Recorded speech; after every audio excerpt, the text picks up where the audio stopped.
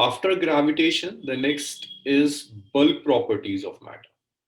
It's basically unit number 7, which is bulk properties of matter.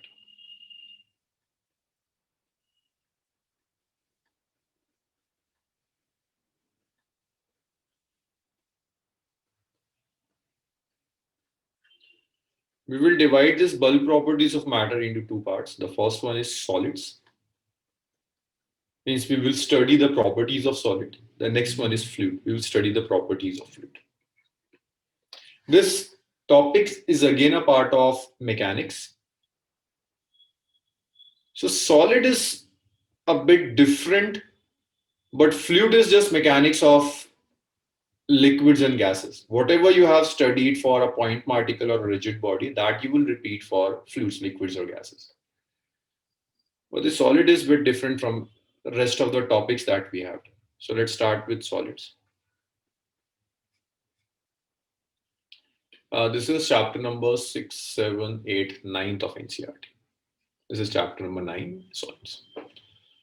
So this chapter starts with the concept of elasticity. See, up to now in solids, what we have done, up to chapter number 6, like up to work, energy, and power, we studied translational motion of a point mass. That if you have a point mass, you applied force on a point mass, that mass will have some velocity, that will have acceleration, that can cover some displacement. This is what we did up to chapter number 6. Then in chapter number 7, we studied rigid body, which is a combination of a number of point masses. That if you have a number of point masses, then that combination of number of point masses is known as rigid body. We studied translation as well as rotational motion of a rigid body. But now your solid will not move. You're applying force over a solid, but your solid is not moving. Neither it's moving in a straight line, so it's neither a translational motion, nor it is rotating, neither it's a rotational motion. So what could happen if you apply force on a solid and if it does not move? Then there are few possibilities. If you're applying force on a solid, there's one possibility that dimensions of solid can change. Means its length can change, its volume can change, or the shape of solid can change. So in solids, we will basically study these properties of material, where if you apply some net force on the body and the body is not moving, so how would the dimension, the length, the volume, the shape of the body will change? That we will study in this chapter, solids. So solids starts with the concept of elasticity.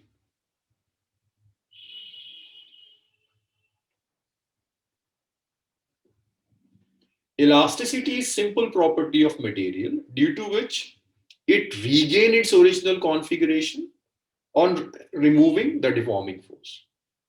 Deforming force is basically force which is trying to change the configuration. The force will try to change the configuration of the body is known as deforming force.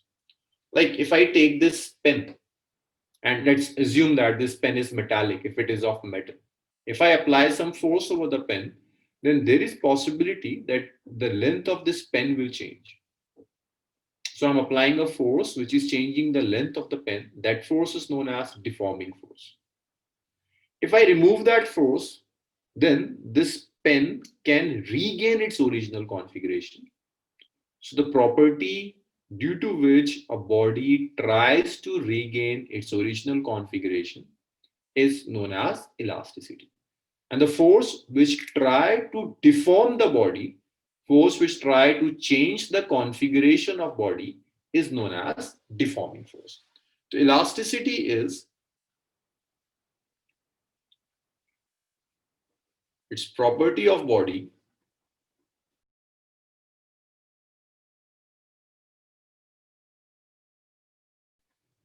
deforming forces are removed. So once you remove your deforming forces, body will try to regain its original configuration, and that property is simply known as elasticity. So in this chapter, we will study everything related to elasticity. Now, the next definition is the definition of perfectly elastic body. perfectly elastic body. Oh, can I do one thing? Instead of, there are many definitions in this chapter. Instead of writing definitions, I'm just writing one or two words about that quantity. And the definitions I will send you in PDF. That will save our time. Can we do that? No problem, sir. So perfectly elastic body means a body which regain its 100% configuration. Regain its configuration. Means when you remove the deforming force, whatever the magnitude of deforming force is, once you remove your deforming force, body will regain its original configuration. This type of bodies are known as perfectly elastic body. But one thing is very clear: in nature, you don't have any body which is perfectly elastic, because there is a limit up to which body can regain its original configuration. If you apply your deforming force beyond that limit, then body will not regain its original configuration. So that perfectly elastic body is like an ideal concept. It's just like a frictionless surface. The way frictionless surface is an ideal concept. There is no surface which is perfectly frictionless. In the same way, there is no body which is perfectly elastic is an ideal concept. This is an ideal concept. So this is it. 100% regain its configuration is an ideal concept. Near to perfect elastic, it's basically quartz crystal.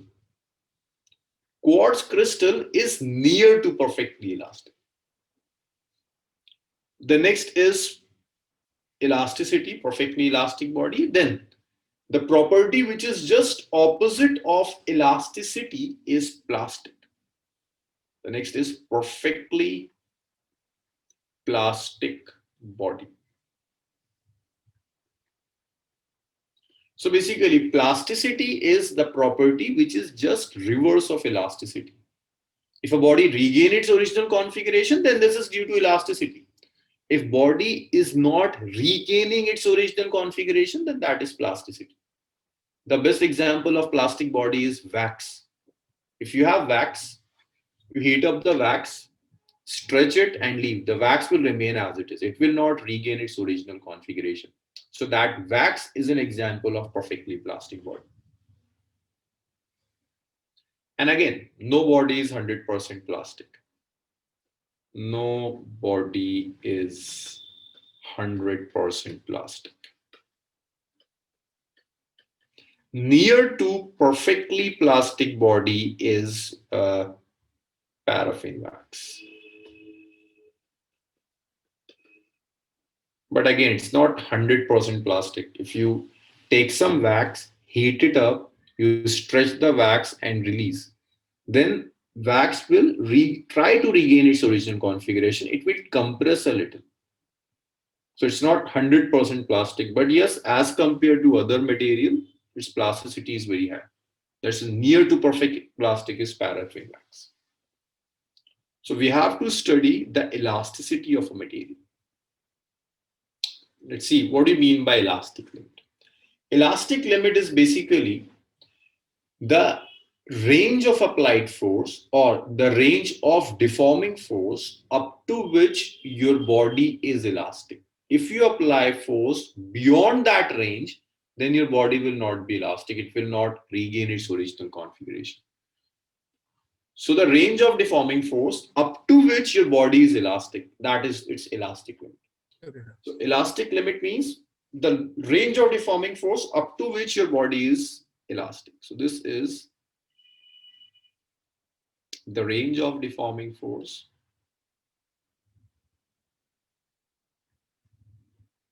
up to which body is elastic.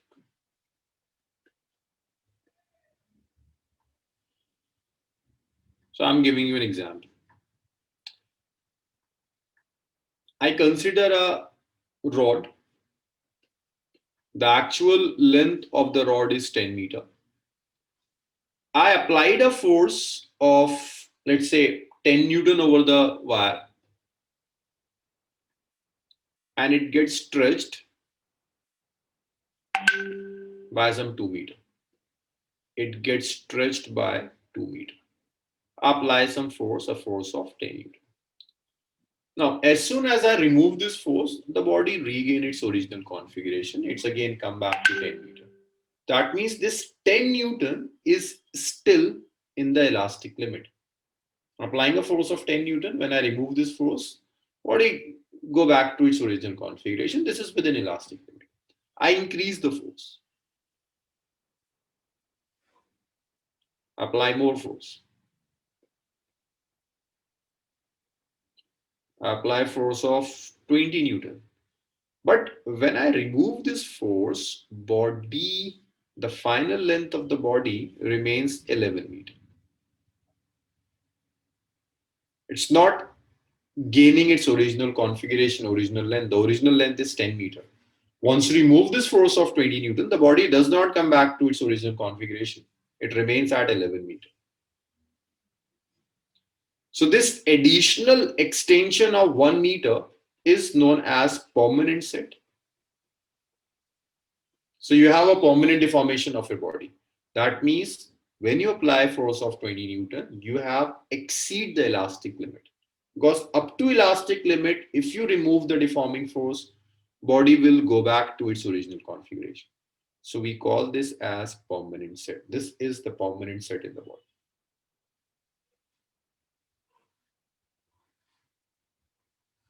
This is the permanent set. This is elastic limit. Is it clear? Yes, sir. Yes, sir.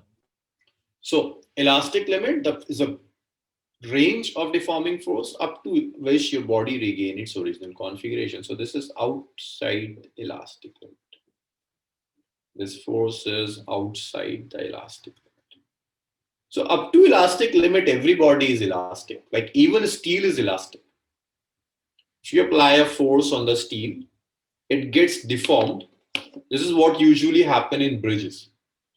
Bridges are made of concrete and iron or steel. So when you put a load over the bridge, when the traffic moves over the bridge gets deformed in this way. This is a deformation in the bridge. It gets deformed. So, but when you remove that load, when the traffic is removed from the bridge, it comes back to its original configuration. So bridge made of steel also have elasticity. So up to an elastic limit, everybody has some elasticity, and we will study all bodies up to their elastic limit only. So we will study bodies up to elastic limit only.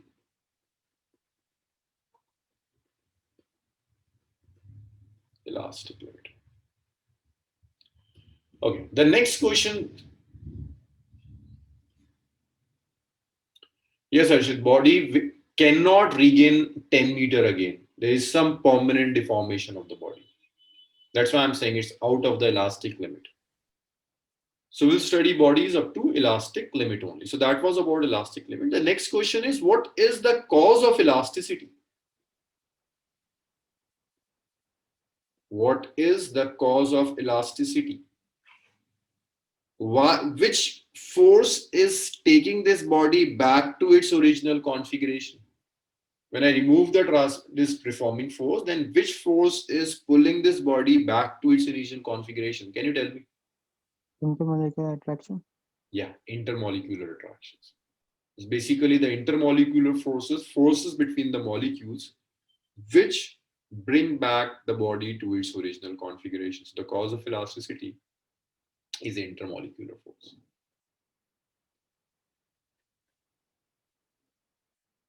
So intermolecular force is the cause of elasticity. There is one good model which is known as spring ball model. It shows elasticity. So why is it not action reaction? Why is it not action reaction? Okay. So Harshit, if I'm applying a force of 10 Newton, right? I'm applying the force of 10 Newton on the body. And the reaction will act on what? It will act on the body or on me? If I'm applying the deforming force, I'm the agent who's applying the deforming force On you. on you. But I'm asking about the that's regaining in the size of the body. Okay, sir. So to regain the size, some force should be applied on the body, and that is that intermolecular force. So there is one model which is known as spring ball model. You can use this model to understand how elasticity works. So to understand spring ball model, let's make a cube.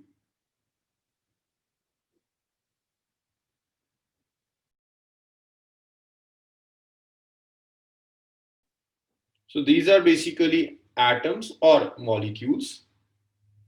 And through springs, I'm representing intermolecular forces. So these springs basically represent intermolecular forces. So the behavior of intermolecular forces is just like spring. So if you have these balls attached by a spring, if I try to stretch the system in this direction, then these springs will apply restoring force on the balls, and these balls will come back to its original configuration. So here, what happened in a solid, instead of these balls, you basically have molecules. So when you apply some force over the system, over the molecules, you try to deform this thing, and intermolecular force acts, which try to bring these molecules back to its original configuration. So the role of spring force is basically played by intermolecular forces. So that's basically the cause of elasticity, intermolecular force. So that was about the introduction of this chapter, that what is elastic body, what is perfectly elastic body, what is plasticity, and what is the cause of elasticity. So once you have a body and you are applying a deforming force which is within its elastic limit, then what could happen? Its length can change. So it will have a restoring force which will try to regain its original length. Its shape can change or its volume can change. So to study that change in length, that change in volume, that change in shape, you need certain quantities. Like in motion in kinematics, when a body is moving, to study the motion of body, first of all you define certain parameters. You define distance, you define displacement, you define velocity, you define acceleration. Then you study the type of motion. Okay, you studied uniform motion, you studied non-uniform motion, you studied uniformly accelerated motion. You studied all those motion on the basis of parameters that you have defined. In the same way, to study this elastic behavior of solids, you need certain parameters. You will basically need two parameters, two physical quantities. One is known as stress, another is known as strain. So using stress and strain, we will study the elastic behavior of solids. So first see what is stress.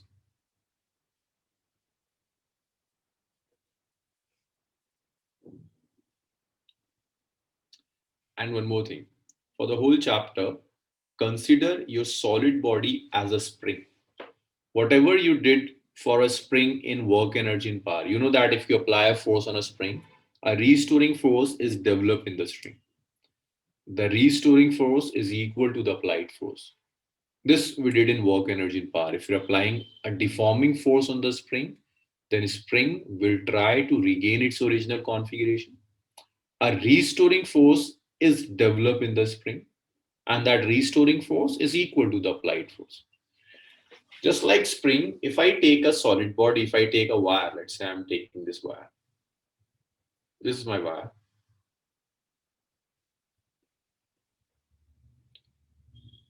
The area of cross section of the wire is A. The length of the wire is L. This is the length of the wire.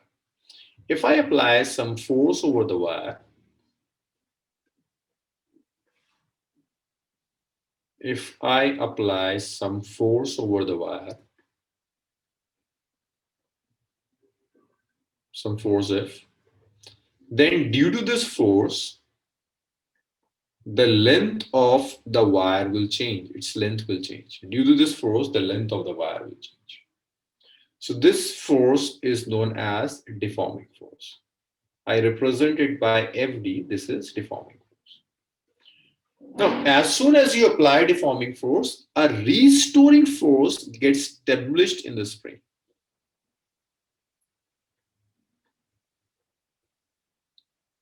This is restoring force which gets developed in the strain.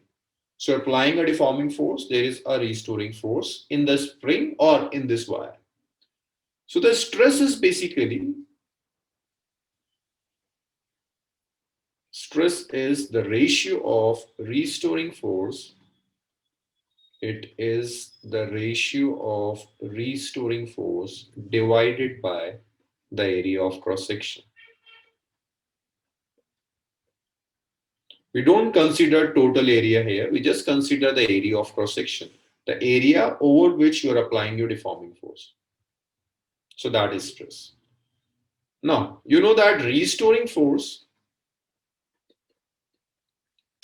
is equal in magnitude to that of deforming force. Restoring and deforming forces are exactly equal. So you can say that your stress is the ratio of deforming force, the ratio of deforming force and the area of cross section.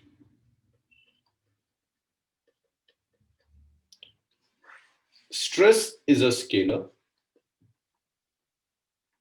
Its SI unit is Newton per meter square. You can say that Newton per meter square is basically Pascal. Its SI unit is Pascal. Now, type of stress. Types of stress. So you can divide your stress in two categories. It could be a normal stress,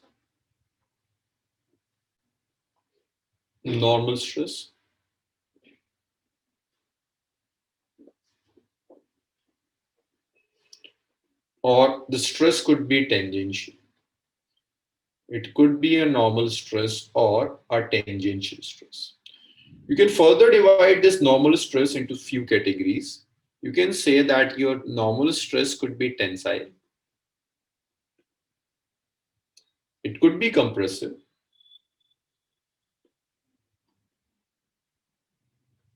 Or it could be volumetric.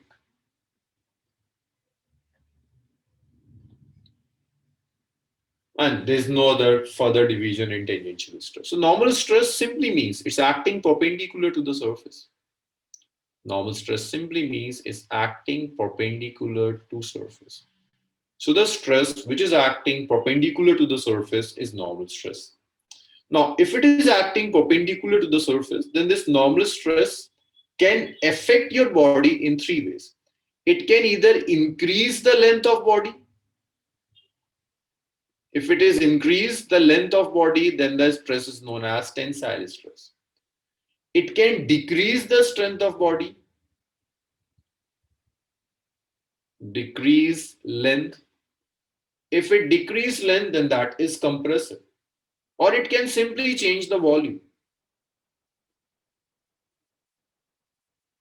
Or it can simply change the volume. If it is changing the volume, then that is volumetric stress. So tangential, tensile, compressive, or volumetric. These are the various types of stress. After stress, the next quantity that you would need to study elasticity is basically strain.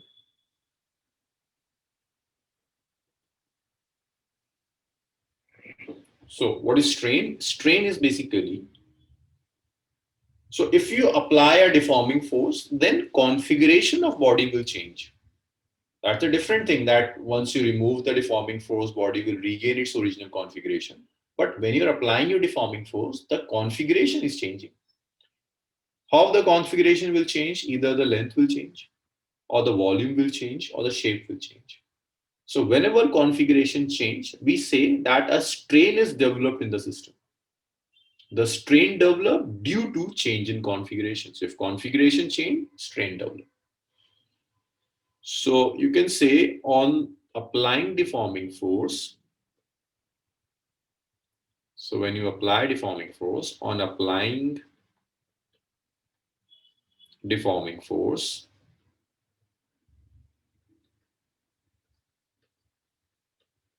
strain develop in the system. So the strain develops into the system due to the deforming force you're applying.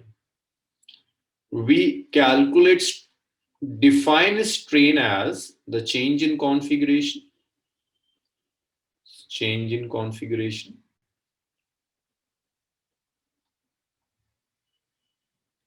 by original configuration.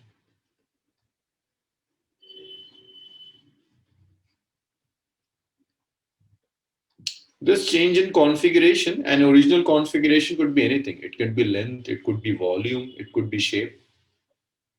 So basically, it's the ratio of similar quantities. You're dividing length by length, you're dividing volume by volume, dividing angle by angle. So this is a unitless as well as a dimensionless quantity.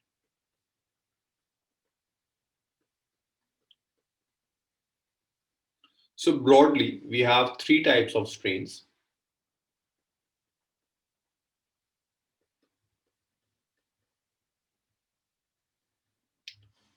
The one is longitudinal strain. Longitudinal strain. This strain is basically related with change in length. This is related to change in length. So when length change, you have longitudinal strain. Then you have volumetric strain.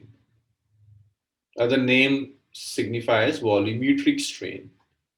This is change in volume. Change in volume of body.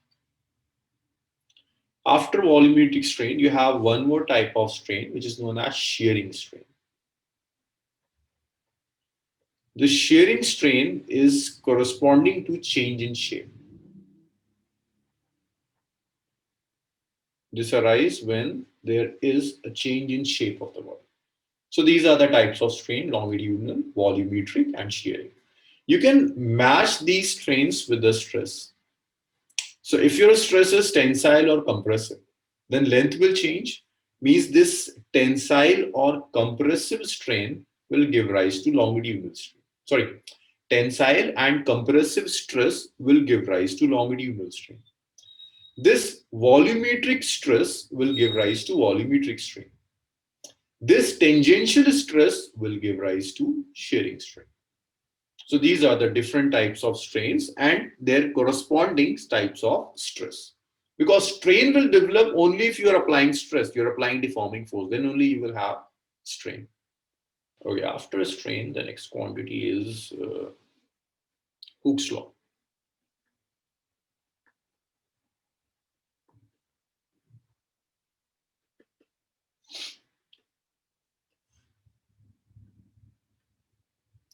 So Hooke's law says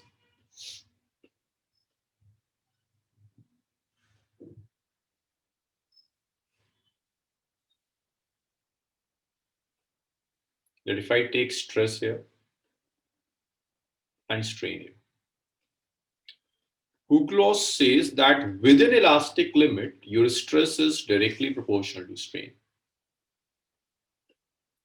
So within elastic limit, the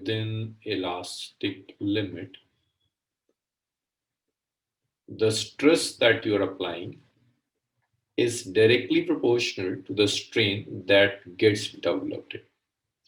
So if I remove the sign of proportionality, I can write this as stress is E times strain, where E is the modulus of elasticity. Where E is the modulus of elasticity. Modulus of elasticity, that is. So you can write E as the ratio of stress and strain. So all these discussions are valid only within elastic limit. Once you go beyond the elastic limit of a system, then stress can go as power of strain. It could go as root over strain or higher power strain. But whatever we are doing is within the elastic limit only. Within the elastic limit, your stress is proportional to strain. The modulus of elasticity is the ratio of stress and strain. Now, depending upon the types of stress and strain, just one more thing. Its SI unit is same as that of stress. Its SI unit is Newton per meter square, or you can say this is pascals. Both have same units. Stress is force, strain is have no unit. It's Newton per meter square or it's pascal. That's Hooke's law. Now, depending upon the type of stress and strain, we can have three types of modulus of elasticity. So if you take a body, then configuration change in three ways. It can either change the length, either volume can change or shape can change. So we have three types of modulus of elasticity, one corresponding to change in length, one corresponding to change in volume, another one corresponds to change in shape. Types of modulus of elasticity. So these types basically depends on the types of stress and strain that we are using. So we have following three types of modulus of elasticity. One is Young's modulus.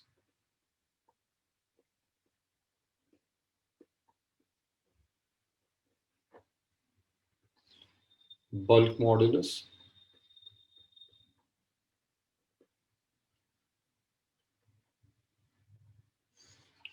Modulus of rigidity.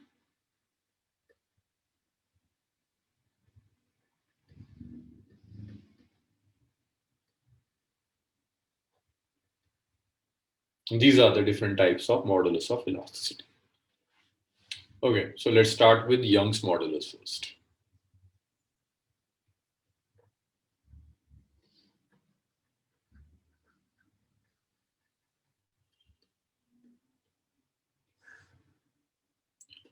So Young's modulus, we represent it by Y. This is the ratio of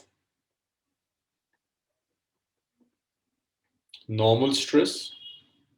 It could be tensile or it could be compressive, divided by longitudinal strain.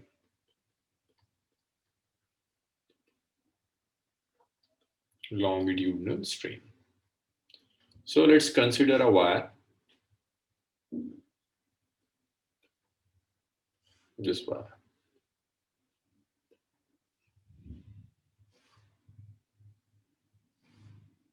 This is the length of the wire.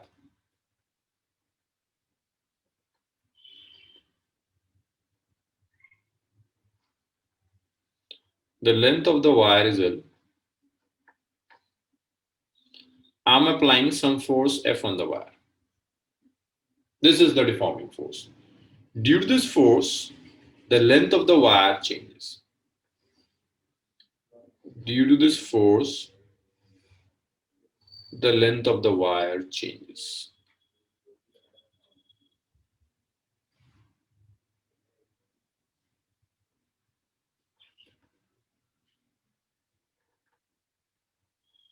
So I'm applying force, and due to this force, the length of the wire is changing its delta L. The area of cross section of the wire is A. So your normal stress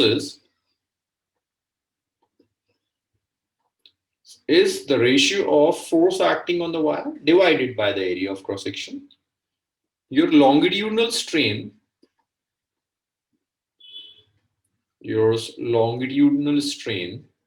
is the ratio of change in length divided by the original length. So delta L is basically the change in length. So this change could be this is increment in the length, it could be decrement. Your length can also decrease. So delta L could be increase or decrease in length. And this L is original length.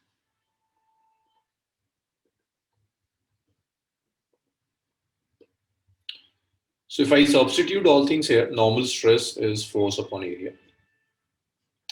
And your longitudinal strain is basically delta L by L. So this is the definition of Young's modulus. So that's force upon area into L by delta L. That's Young's modulus of elasticity. Its SI unit is same. All modulus have same units. SI unit is Newton per meter square or pascals. So it's a formula based numerical. Let's start with this. A structural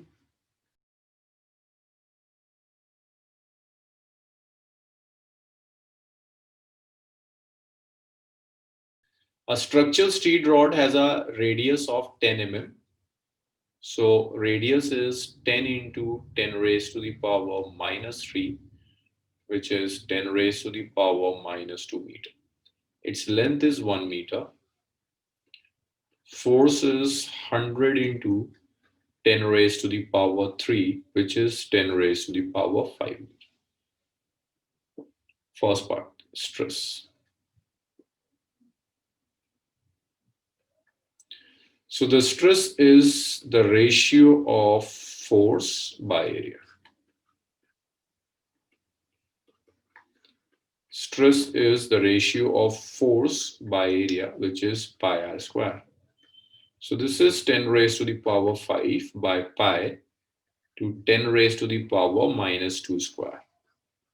So the stress is 10 raised to the power 5 by pi into 10 raised to the power minus 4.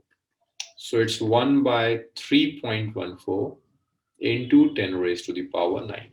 So that's roughly, it's 10 by 3, so it's 3 point something into 10 raised power 8 Newton per meter square. If I consider the second part, elongation.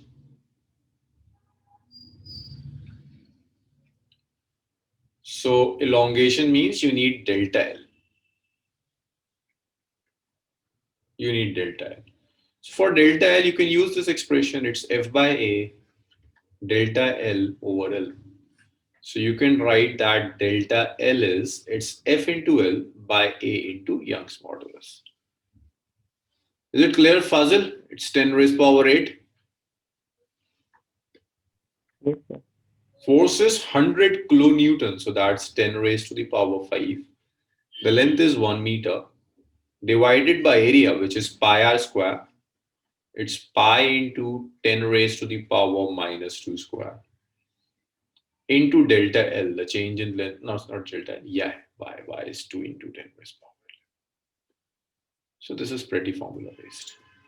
So this is 10 raised power 5, 10 raised to the power 5 over 3.14 into 10 raised to the power minus 4 into 2 into 10 raised to the power 11. So you can write this as that delta L is 1 by 3.14 into 2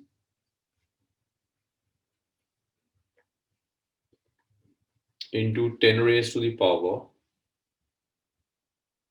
11 minus 4 is 7, if minus 2 meter. The third part, strain, is the ratio of change in length over original length. So this is the change in length, which is 10 raised to the power minus 2 by 3.14 into 2 multiplied by the original length, which is 1 meter. So that is strain total. Strain is unitless quantity. Clear? So that was just a formula based numerical. Yes, sir. Yes, Sure. Let's move on to next numerical. In the next numerical, you have two wires connected simultaneously. So you have a composite wire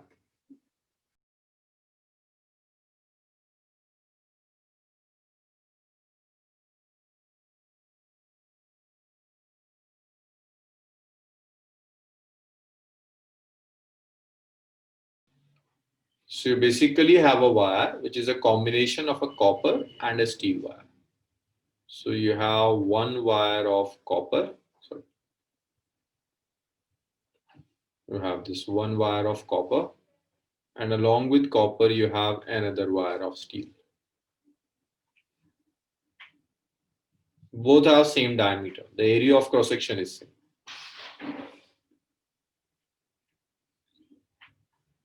So that have same diameter. Length of copper wire 2.2 meters. So let's say this is copper and this is steel. So its length is 2.2 meter. and this is steel wire, 1.6 meter.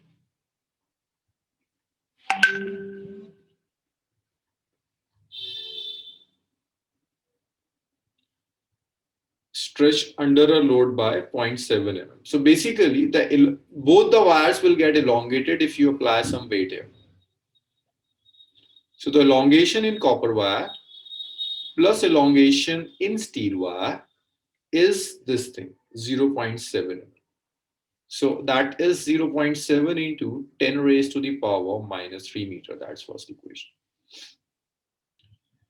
So to solve this thing, you can write equations for both the things. Like you can write equation for copper, then you can write equation for steel. And from these equations, you can calculate change in length of copper and change in length of steel.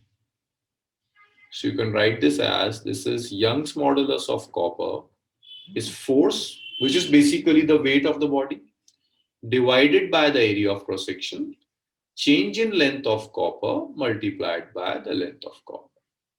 So the change in length of copper is force multiplied by the length of copper divided by area of cross section multiplied by the Young's modulus of copper. So the change in length of copper is force, which is the weight of body, length of copper, which is 2.2, area of cross section, which you can calculate using this diameter, which is pi r square, multiplied by the Young's modulus of copper.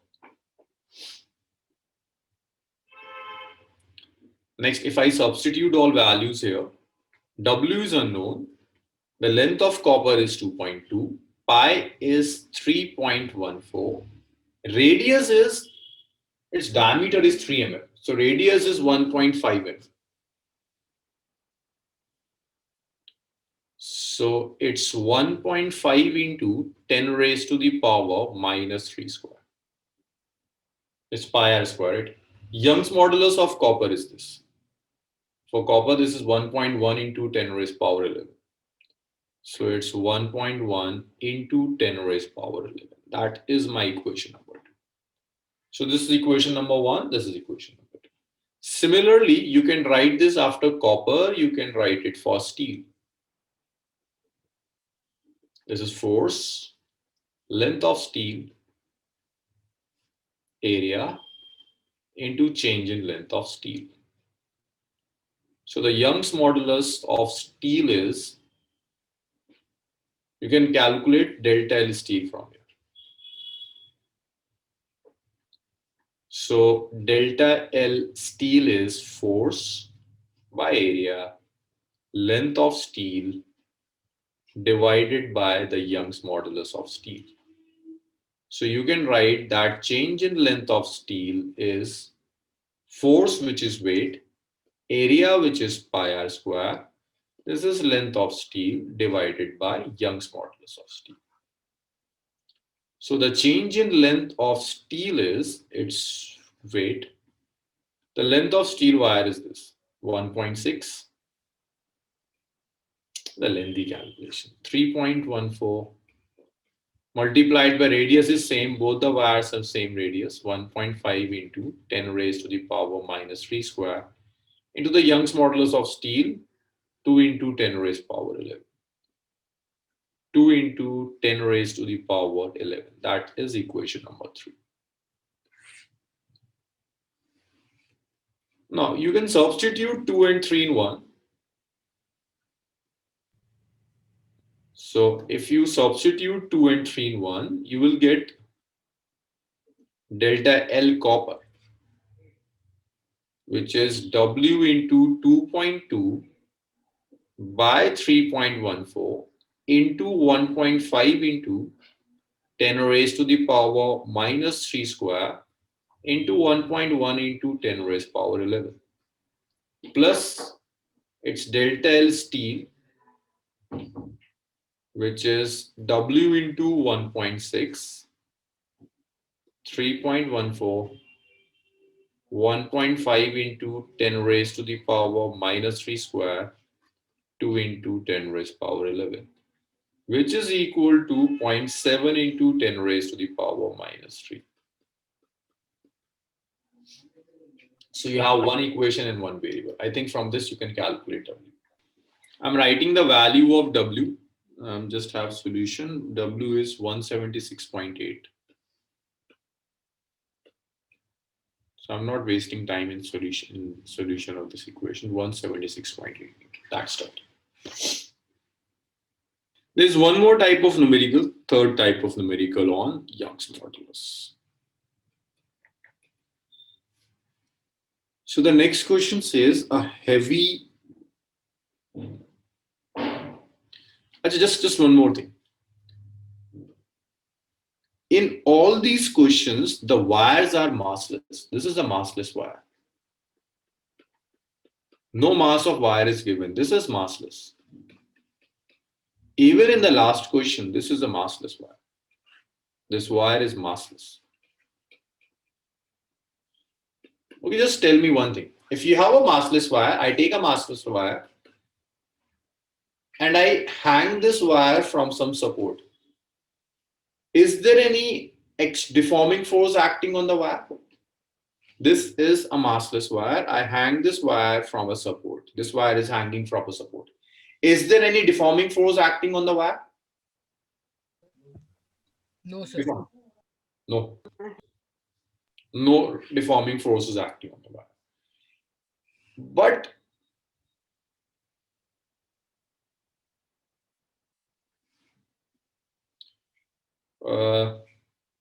if this wire is massive, if this wire has some weight, then what will happen? If I hang this wire, is there any deforming force acting on the wire? I have not connected any extra thing. For this massive wire, is there any force acting on the wire? Yes. What force is acting on the wire? Noor? Gravitation. Wait. Gravitation force. The weight of the wire, right?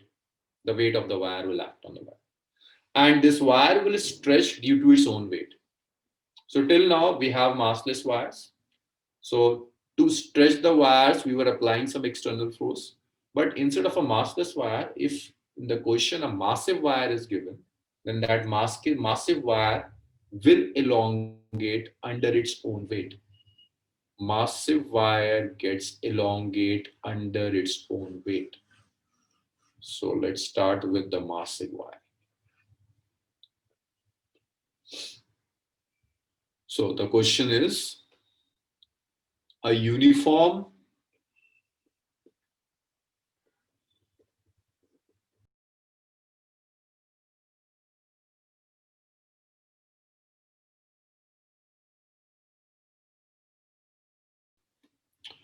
So for these types of problems, okay, we have already done rotation, rigid body and everything.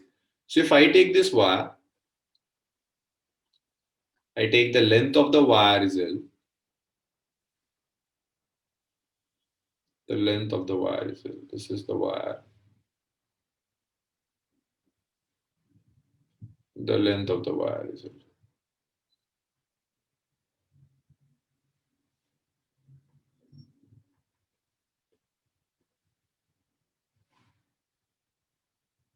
This is the length of the wire.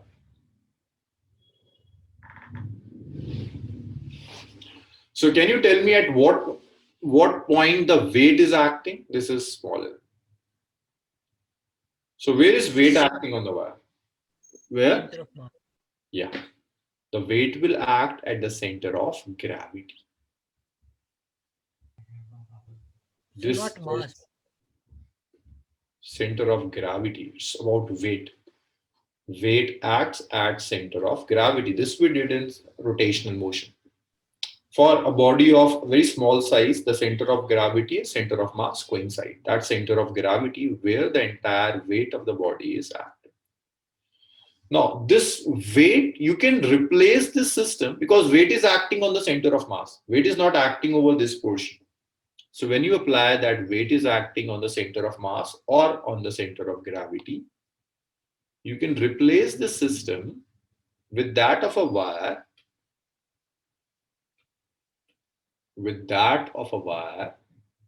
of length L, by 2. You can replace it by a system of length L by 2 where a weight W is acting. So you can replace the system with this thing through a wire of length L by 2 and a weight W is acting on the wire. You need elongation. Due to this weight, this wire will certainly get elongated. You're supposed to calculate this elongation. This is how we solve this type of problems using the concept of center of gravity. So if you have a wire of 10 meter, you know that center of gravity will lie at the center. Just apply all the weight at the center of gravity and replace the wire by half portions. So if I solve it, the Young's modulus is its force upon area of cross section, its change in length by original length. So if I substitute values here, force is weight W, area of cross section is A, that's all, area is A, that's delta L. The original length is L, not L, L by 2. Take original length as L by 2 because center of gravity does not act over the end of the wire, it acts at the center. So from here, you can write that your delta L is it's W by L by twice of area of cross section into Young's modulus. So this is the change in length of the wire. Weight, length, twice of area into Young's modulus of the wire. So this is the elongation. Is it clear? So this is how we deal with massive wires. So why did we take it as half? It's because the length that you take in Young's modulus is the separation between the point of application of deforming force and the point of suspension of the wire. Okay, okay. So that was all about Young's modulus. So using Young's modulus, you can have these three types of questions. There is one more statement, important statement about Young's modulus, and that is moving on to the next slide. This you can use in conceptual questions of Young's modulus. What does high value of Young's modulus implies? If you have two materials, one have a very high value of Young's modulus, another have a smaller value of Young's modulus, how these two materials physically different? So for that, just remember this statement that Young's modulus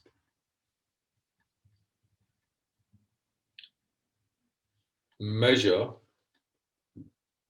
the resistance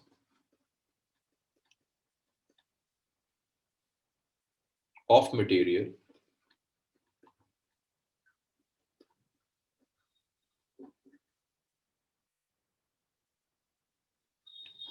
to elastic deformation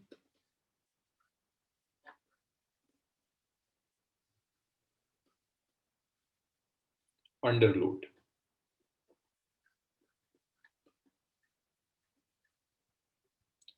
A material having high Young's modulus.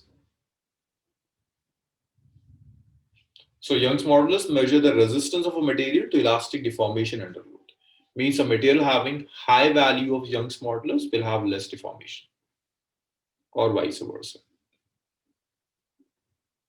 Material having high value of Young's modulus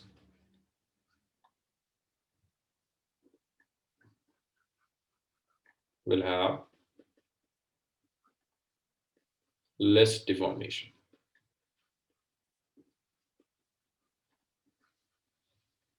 So if in a numerical it's given that you have two materials, one A, another B, A have higher value of Young's modulus. So if you apply same forces to A and B, so the material having high value of Young's modulus will have lesser strain, which is even clear by this mathematical definition. Y is stress over strain. So you can write that your strain is stress over Y. So you can say that your strain is inversely proportional to Young's modulus. Okay, after Young's modulus, the next quantity is bulk modulus.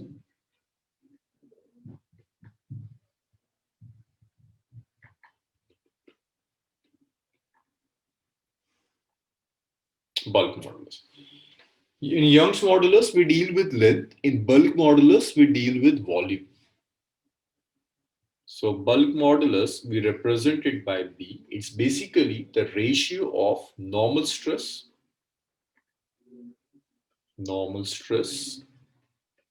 and volumetric strain. Volumetric strain. The ratio of normal stress and volumetric strain is known as bulk modulus. So this is your container.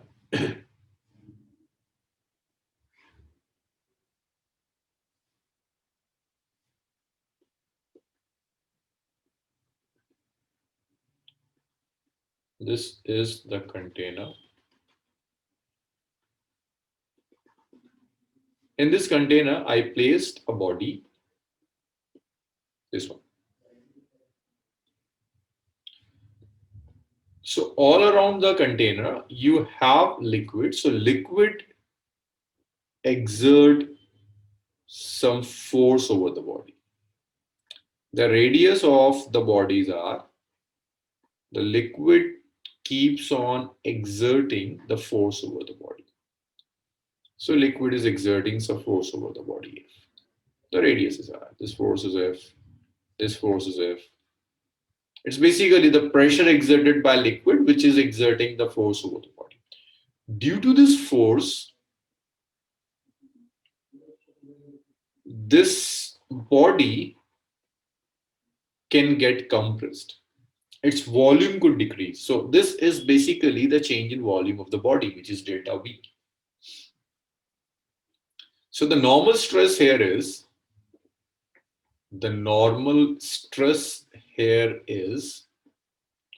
the force acting on the body divided by area, which is basically the pressure exerted by the liquid.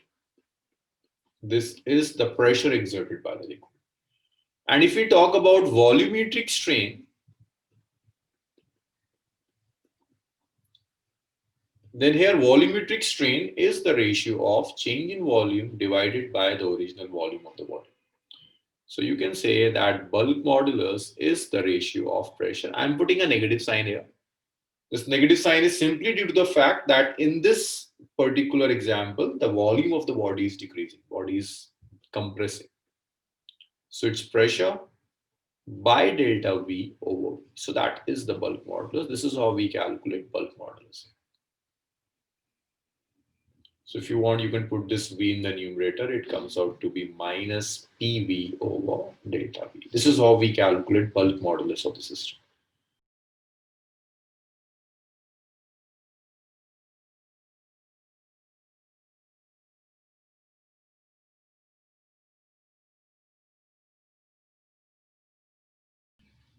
Okay. After bulk modulus, you can define one more quantity, which is basically compressibility.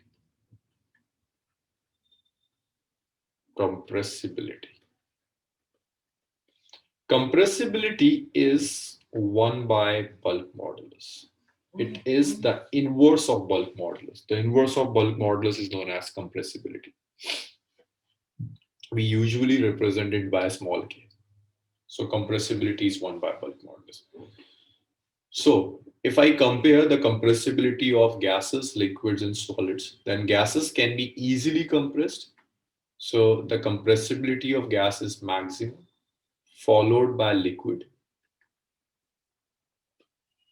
and it's minimum for solids.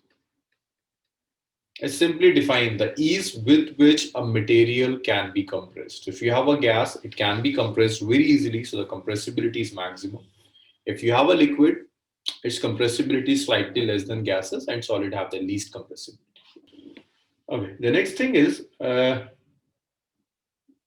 the numericals of bulk modulus, we will use an expression that we will actually derive in the next chapter. But in almost all standard numericals of bulk modulus, you will use this expression. And the expression says, if you have a column, a liquid column,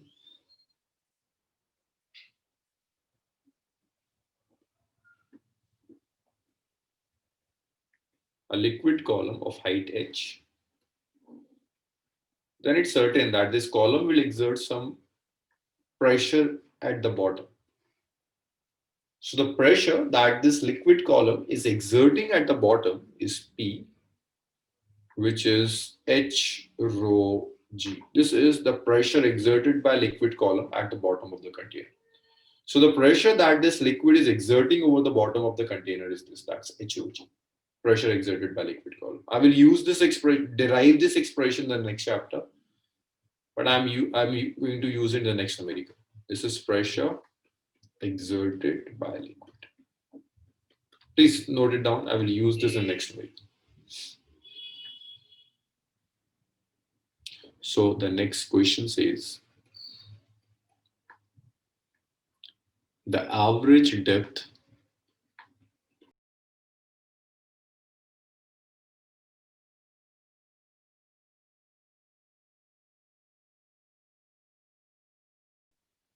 bulk modulus of water is 2.2 into 10 raised power 9 Newton per meter square. So see what happens if you take a water column, then that water column will exert some force. So if I take this ocean, okay, this is ocean. The depth of the ocean is given, it's roughly 3000 meter. This is the depth of the ocean, 3000. All over liquid is filled, water is filled. So the water of the upper layer will try to compress the water at the bottom layer. It's very obvious. See, you have water in this upper portion. This water will exert some force at the water here. Due to this force, the water at the bottom will get compressed. And its density usually increases. But in this numerical, it's given take average density to be 1000 kg per meter cube. But remember, in the bottommost layer of the water, in the ocean, the density is higher. Because this portion of water, this will compress this water, its volume will decrease. So you're supposed to calculate the fractional compression of water. You can directly do it using bulk modulus. Bulk modulus is minus P by delta V by V. He's asking you to calculate delta V by V. Delta V by V is minus of P by V. So the only task, the B is given, this is B. The only task is to calculate pressure. To calculate pressure, you can use this expression that pressure is H rho G. I'm saying again, density at the bottom will change, but is asking you to use the average density. So if I calculate the pressure, the height is 3000, density is 1000, the value of G is 10. So you can write that pressure is 3 into 10 raised to the power 7 pascals. So if I substitute all these values here, the fractional change in the volume delta V by V is minus of P, which is 3 into 10 raised to the power 7, divided by the bulk modulus. And bulk modulus is this 2.2 into 10 raised power 9. So it comes out to be delta V by V is minus of 3 by 2.2 into 10 raised to the power minus 2. So this is fractional change in the volume. Okay, the next question is,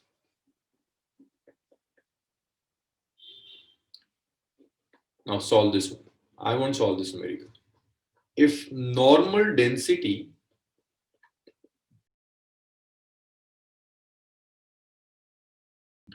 it's given that compressibility of water, compressibility means inverse of bulk modulus is given. Compressibility of water is 0.0005 per atmosphere. It's given that 1 atmospheric pressure is 10 raised to the power 6 dyne per centimeter square. And in CGS, your G is 980 centimeter per second square. Okay, solve it. For a whole of 3 kilometers, say if I give you a hint, For this much of length, which is 3 kilometer, you can consider your densities. All data is in CGS. You can consider density in CGS unit 1 gram per centimeter cube. You're supposed to calculate the density in this region, the density of water here. Compressibility is not in CGS. It's not in CGS. You're supposed to convert this in CGS. See, compressibility is 1 by bulk modulus. So you can write your bulk modulus as 1 by compressibility. Compressibility is this. So it's 1 by 0.0005 ATM. Right? Now convert your ATM into this thing. So this is 10 raised to the power 6 by 0.0005. So the bulk modulus comes out to be, this is 10 raised power 4. So this is 1 by 5 into 10 raised to the power 10. So that is basically 2 into 10 raised to the power 9 dyne per centimeter square. So now your B is, it's minus of P by delta V by V. So your delta V by V comes out to be minus of P by B. Your minus of P is H rho G over B, which is 2 into 10 raised to the power 9. If I substitute all these values here, okay, Harshit, let me check. Okay, so this is the depth is 3 kilometers, so that's 3 into 10 raised to the power 6 centimeter. This is the density. Density is 1, G is 980 by 2 into 10 raised to the power 9. So the delta V over V here is, it's minus 3 into 980 by 2 into 10 raised to the power minus 3. That's delta V by V. Because I'm converting this in 6 or 5, it would be 5 now. It would be 5, right? I'm converting it in centimeter, right. This is 5. So instead of 3, it will be minus 4. So that's, I'm using my calculator. So this will 980 multiplied by 3, it's divided by 2. So that's 1470. So it's minus of 1470. 470 into 10 raised to the power minus 4. So it's minus 0.147. This is changing. So this is the change in volume. The change in volume is this minus of 0.147. Now you have to calculate the density in this depth where the change in volume is this. So you can say that delta V is minus of 0.147 into V. So the change in volume is this much of original volume. So if I say that, let's say that original volume is 1 centimeter cube. I can take any value. If I say this is 1 centimeter cube, then change in volume is minus of 0.47 centimeter. The final volume will be, in depth, the final volume is V minus delta V. Earlier, the volume of water was V, but due to pressure, its volume decreased by this value. So that's 1 minus 0.147. So if I take this 0.147, just a second, 0.147 minus 1, it comes out to be 0.853. It's 0.853 centimeter cube. So initial density for mass M is m by v. I'm taking the initial volume as 1 centimeter cube, and it comes out to be 1 gram per centimeter cube. This was given. Initial density is 1 gram per centimeter cube. The final density is mass divided by final volume. So it's m by 0.853. This is second equation. This is first equation. So if I divide the initial density by final density, then this is m by 1 centimeter cube by m by 0.853. So this is 0.853. So you can say that your final density is initial density divided by 0.853. Initial density is 1, so it's 1 by 0.853. It comes out to be 1 divided by 0.853 is 1.17 gram per meter cube. So as expected, in the depth of ocean, the density of water is higher. It's due to the compression. Mass does not change due to compression, but the volume change due to compression. So volume is decreasing, mass is same, so its density will increase.